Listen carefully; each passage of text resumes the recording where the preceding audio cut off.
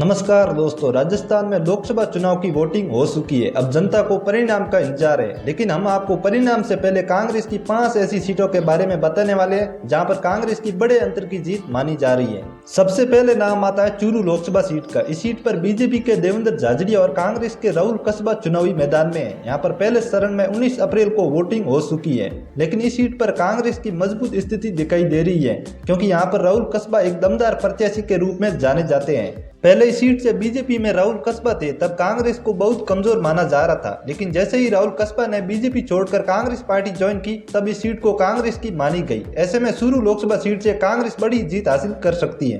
अगली सीट का नाम आता है बांसवाड़ा का। इस सीट पर बीजेपी के महेंद्रजीत सिंह माली और भारत आदिवासी पार्टी के राजकुमार रोत चुनाव लड़ रहे हैं। यहाँ पर दूसरे चरण में 26 अप्रैल को वोटिंग हो चुकी है, जिसमें 72.77% लोगों ने मतदान किया। लेकिन इस सीट से कांग्रेस की मजबूत स्थिति दिखाई दे रही है, क्योंकि यहाँ से भारत आदिवासी पार्टी के राजकुमार रोत ने कांग्रेस के साथ गठबंधन कर दिया है। ऐसे में बांसवाड़ा सीट से कांग्रेस बड़े अंतर की जीत हासिल कर सकती है। अगली सीट का नाम आता है झुंझुनू का। इस सीट पर बीजेपी के शुभकरण चौधरी और कांग्रेस के ब्रिजेंद्र ओला चुनावी मैदान में है। यहाँ पर पहले चरण में 19 अप्रैल को वोटिंग हो चुकी है, लेकिन इस सीट से कांग्रेस के ब्रिजेंद्र ओला की मजबूत पकड़ मानी जा रही है। ऐसे में झुंझुनू लोकसभा सीट से कांग्रेस बड़े अंतर की जीत हासिल कर सकती है।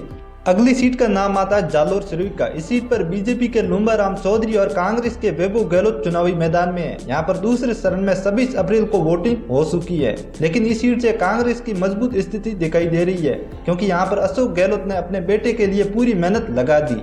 अब माना जा रहा है कि यहाँ से कांग्रेस बहुत आगे दिखाई दे रही है। ऐसे में जालोर लोकसभा सीट से कांग्रेस बड़े अंतर की जीत हासिल कर सकती है।